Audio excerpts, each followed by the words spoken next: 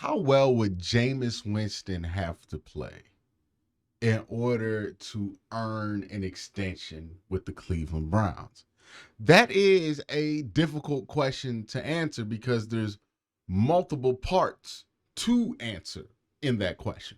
One, when we say extension, what kind of extension are we talking about, right? Everybody has their own definition of extension, and they tend to change it based on what they want to the Browns to do or don't want the Browns to do.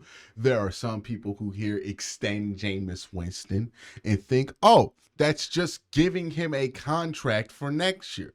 There's some people who hear extend Jameis Winston and think, maybe it's some kind of midterm deal, right? Like a two and a possible type deal where it's guaranteed money for 2 years, non-guaranteed money for the third. So if it's not working out by year 3, you can cut bait. That's kind of similar to the deal that Jameis signed with the New Orleans Saints when he got the extension. There was like a lot of money. You could say he was making $12 million a year, but not a lot of that money was guaranteed. Ended up being real cost about $7 million a year. Same thing's true about Jameis's deal with the Cleveland Browns. A lot of people are under the impression that Jameis is making $8 million for the Cleveland Browns this year. That's not the case. Jameis is making much closer to $4.5 million, about the same amount of money, actually $4 million less money than what Joe Flacco's making. Joe Flacco is at $4.5 million. So when you say extend Jameis Winston, when we have the conversation about should Jameis Winston be extended, first things first, what are we even talking about when it comes to the extension? I've talked about it for a couple of weeks now. I think the extension for Jameis Winston is going to be significantly cheaper than what most people are projecting. Yeah, you can argue that Jameis has an upside because he's a former number 1 overall pick, but he's 30.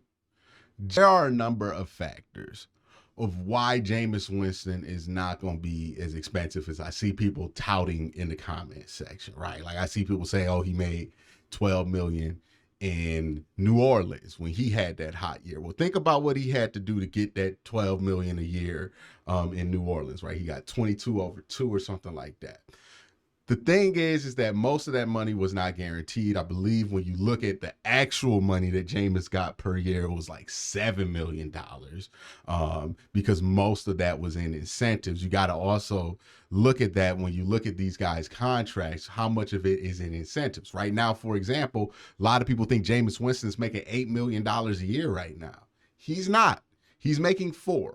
The rest of that money is in incentives, and it's unlikely he's going to reach most of those incentives because those incentives are like if you start, 16 games for the team and we make the playoffs or something like that. Like it's some combination, like make the AFC championship with you as the starter and you have over 3,000. Like stuff like that is usually what fills these incentives, and it's not likely that Jameis's incentives are going to be hit from what it looks like it's being reported on the cap. So Jameis right now making about $4 million. That's pretty much par the course for somebody who's playing the way that Jameis does. I know that Jameis is playing better than some people expected, and that's getting people really excited. But for me, somebody who didn't come into this process underestimating Jameis Winston, what I've seen from Jameis Winston, good and bad, has been exactly what I've been expecting from Jameis Winston. So it wouldn't make sense that if he's a $4 million quarterback right now, he would automatically jump to 16 or something like that in the offseason. He's likely going to be $4 million plus incentives.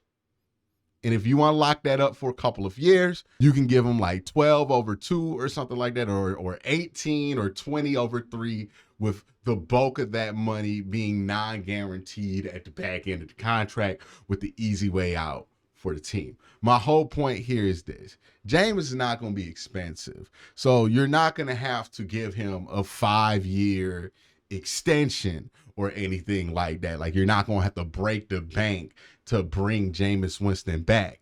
So that kind of settles what kind of extension are we talking about, right? Because you're not going to have to give Jameis Winston the, oh my God, he might be a franchise quarterback, Jordan Love deal, right? Like that's just not going to have be the case where the Browns are. And that doesn't mean that he's not capable of playing good football. I've advocated that Jameis is perfectly capable of playing really good football at times. He's just also always going to be capable of playing some bad football. Hopefully, with Kevin and Ken Dorsey, they can limit the bad and accentuate his what he does well, because Kevin has done a good job of doing that with dudes like like dudes like Joe Flacco and dudes like Jacoby Brissett, and you hope that that trend continues with somebody like Jameis. You also have to ask the question, is this more Jameis, or is this just the continuing of a pattern that we've seen with Andrew Berry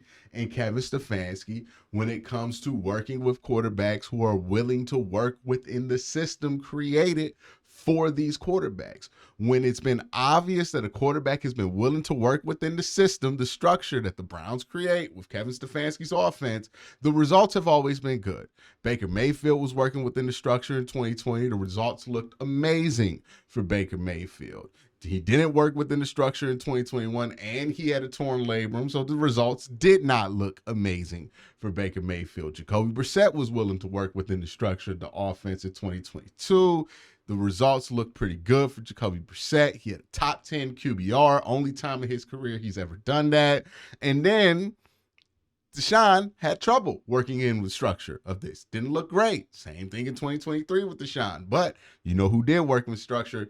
Joe Flacco. And then same thing here, just insert Jameis Winston's name instead of Deshaun Watson's name or Joe Flacco's name, and then you get the story, right? So you gotta ask yourself that question, like, hey, are we anointing and wanting to give the money to the wrong thing? Like, is Jameis Winston the reason this has happened, or is Jameis Winston another player that proves an example of something that the Browns are capable of doing at the quarterback position? So if we want to talk about what Jameis Winston can do to earn an extension, that's the bar he has to hop over. We have to get past the point with Jameis where he's performing so well that we don't think this is simply the standard success that we have seen with pocket passers under Kevin Stefanski. Like, we have to feel like, oh, Jameis is elevating this offense. Jameis is elevating what Kevin Stefanski and Ken Dorsey want to do, what the Browns offense wants to do, instead of just simply executing. At times, Jameis can elevate. At times, Jameis can deflate. And at times, Jameis is simply executing what the team wants him to do. So what you would need to see from Jameis Winston to kind of guarantee that he gets an extension going forward is consistent elevation of the offense. Can he make some plus level throws? We've seen this with Jameis, right? Can he cut out the negative throws, right? The almost interceptions, the throws that make you really nervous for the rest of the drive, right? Because that is something that the Browns really do not have the capacity to overcome, given how they want to win games going forward. Like, this is not a team that can afford to be put in bad field position or put their defense in bad position, because they just don't have the firepower offensively, and likely won't have the firepower offensively that they would need to be able to sustain winning in a situation like that. Jameis is putting up really good numbers